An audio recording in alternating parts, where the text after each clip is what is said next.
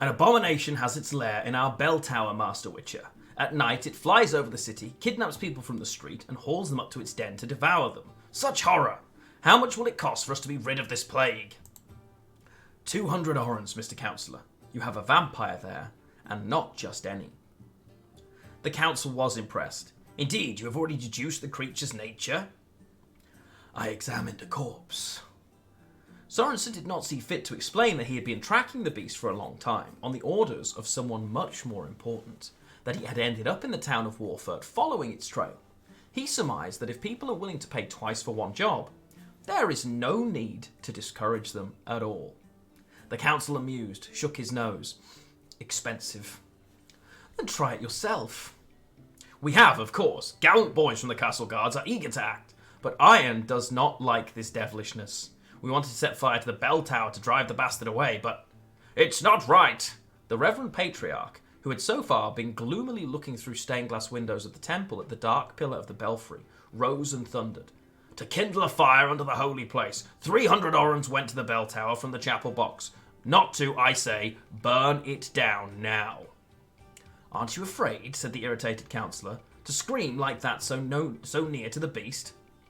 Psalms protect us here, the priest spat angrily. As long as the song continues, witchcraft has no power. The choristers gathered in the nave continued to sing. The monotonous sound melted into the noble walls of the temple like the smell of incense. But now, recalled into the conversation, it made Sorensen think. Reverend Father, he said to the priest, bowing his head, faith and homely psalms are surely means against a vampire. Are the surest means. Could I perhaps borrow your choristers? Choristers? Choiristers? We'll find out. Prayer will confuse the monster's senses and deprive it of its power. I'll be able to get in close and deal a killing blow. The prelate puffed up like a turkey and looked towards the council. Of course, son, of course. The bait had done its job. A psalm exploded into screams of terror as the vampire plunged from the black sky and fell amongst the choristers. An eyeless skull, bat wings, vein pulsating with blood under slick skin. Garisham tribe. The monster seized the nearest chorister and sunk its fangs into the body. He pinned another one to the ground with an elongated, clawed foot. The euphoria they experience while feeding overwhelms their senses and makes them lethargic.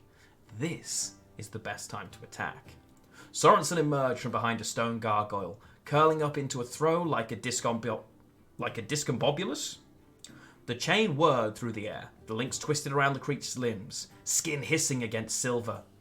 The Garishami fell, rolled down the sloping roof of the temple, collapsing onto the cobblestone streets below, taking a downpour of tiles with him.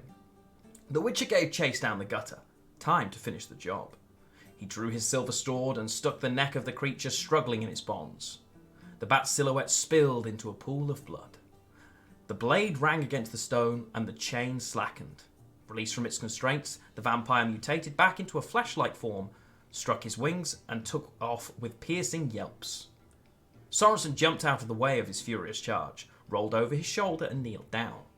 Spring-loaded arms clicked as he unfolded the switchbow. He aimed, fired. The stunned vampire staggered mid-flight, rose laboriously into the sky, and tumbled into the belfry with a thunderous brass thud. The hunter followed the game. He grabbed the elevator rope left by the masons and cut off the counterweight with his sword. The momentum of the falling bricks propelled him to the top floor in an instant, and from here, he could see a bat silhouetted against the moon as it streaked away to the west. He cursed ugly.